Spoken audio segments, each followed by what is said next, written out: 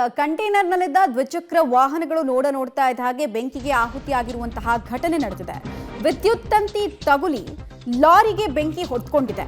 ಲಾರಿಯಲ್ಲಿ ಸಾಗಿಸ್ತಾ ಇದ್ದ 40ಕ್ಕೂ ಹೆಚ್ಚು ವಾಹನಗಳು ಕೂಡ ಈ ಬೆಂಕಿಯ ಕೆನ್ನಾಲಿಗೆಗೆ ಆಪೋಷಣ ಆಗಿದೆ.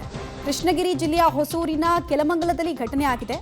ಗೋದಾಮ್ನಿಂದ ಹೊಸೂರು ಕಡೆಗೆ ಹೋಗ್ತಾ ಇದ್ದಾಗ ಬೆಂಕಿ ಕಾಣಿಸಿಕೊಂಡಿದೆ. ಬೆಂಕಿ ಹೊತ್ಕೊಂಡಿರೋದು ಗೊತ್ತಿದ್ರೂ ಕೂಡ ಟ್ರಕ್ನ ಚಾಲಕ ಅತ್ಯಂತ ನಿರ್ಲಕ್ಷ್ಯದಿಂದ ಚಾಲನೆಯನ್ನ ಮಾಡಿದ್ದಾರೆ.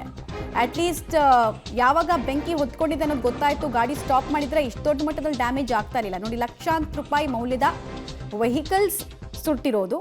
ಬೆಂಕಿ ಹೆಚ್ಚಾದ ಕಾರಣ 5 ಕಿಲೋಮೀಟರ್ ದೂರದಲ್ಲಿ ಟ್ರಕ್ ಅನ್ನು ಹೋಗಿ ನಿಲ್ಲಿಸಿದ್ದಾರೆ. 5 ಕಿಲೋಮೀಟರ್ ಮುಂಚೆನೇ ಗೊತ್ತವರಿಗೆ ಬೆಂಕಿ ಹೊತ್ಕೊಂಡಿದೆ, ಅನಾಹುತ ಆಗ್ಬೋದು ಅಂತ. ಬಟ್ ಕೇರ್ಲೆಸ್ ಡ್ರೈವಿಂಗ್ ಮಾಡಿ ಲಕ್ಷಾಂತರ ರೂಪಾಯಿ ಲಾಸ್ಗೆ ಕಾರಣ ಆಗಿದ್ದಾರೆ.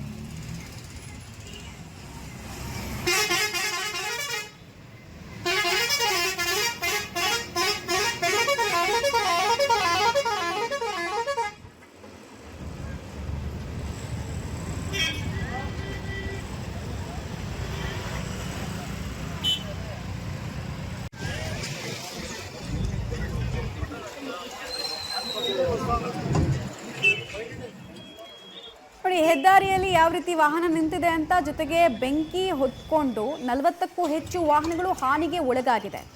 ಇನ್ನು ಬೆಂಕಿ ಹೊತ್ಕೊಂಡಿರೋದು ಕಂಟೈನರ್ ವಾಹನಕ್ಕೆ ಮುಂಚೆನೇ ಡ್ರೈವರ್ಗೆ ಗೊತ್ತಿತ್ತು, ಆದರೂ ಕೇರ್ಲೆಸ್ನೆಸ್ ಇಂದ ಡ್ರೈವಿಂಗ್ ಮಾಡಿದ್ದಾರೆ. 40ಕ್ಕೂ ಹೆಚ್ಚು ವಾಹನಗಳು ಇದರಿಂದ ಹಾನಿಗೊಳಗಾಗಿದೆ.